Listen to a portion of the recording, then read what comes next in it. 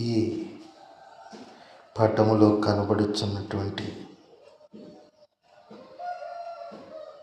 ఈ విషయాలన్నీ కూడా దానియేలు ప్రవచన గ్రంథములో మనం చూడగలుగుతాం.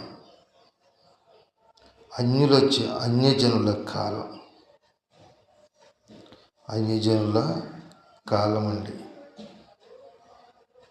బబులోను సామ్రాజ్యం తలగా పోల్చబడింది.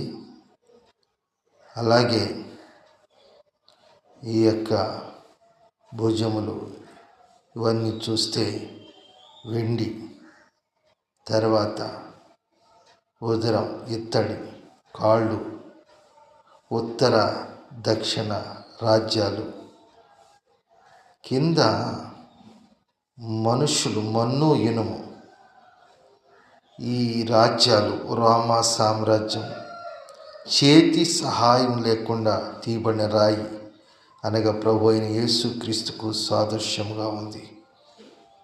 ప్రభునందు ప్రియులారా, ఈ పటం ద్వారా మనం చూచి దీనిలో ఉన్నటువంటి అనేక విషయాలను మనం చూడగలుగుతాం. ఎందుచేత అంటే దేవుని యొక్క వాక్యంలో మనం చూస్తూ ఉన్నప్పుడు ఈ అనుభవాలు ఎంతో గొప్పవి. మొట్టమొదటిగా 1 సింహము, 2 ఎలుగుబంటి, 3 చిరుతపులి. అలాగే దీని యొక్క అర్థాలు మనం చూస్తూ ఉంటే పొట్టేళ్ళు, చిరుతపులి, మేకపోతులు, ఇవన్నీ ఆయా రాజ్యాలు ఏ విధంగా పరిపాలన చేసేయో దానికి సాదృశ్యంగా మనం చూస్తాం. కనుక యూదులు 70 ఏండ్లు బబులోను చెరలో ఉన్నారు. అక్కడ బబులోను తర్వాత మిగతాటువంటి రాజ్యాలన్నీ కూడా ఏలుబడి చేసిన విధానాన్ని కూడా మనం చూడగలుగుతాం.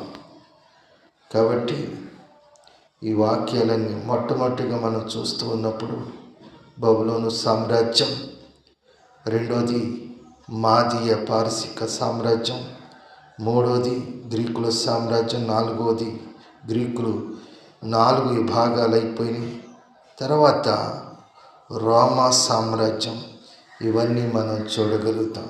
కనుక వీటన్నిటిని కూడా జాగ్రత్తగా గమనించినప్పుడు ఎప్పుడు ఏ రాజ్యం పరిపాలన చేస్తుంది, ఎప్పుడు ప్రభు వస్తాడు, ఆయన శాశ్వత కాలం రాజ్యం చేసే దేవుడు, అద్భుతాలు చేయగలిగిన దేవుడు.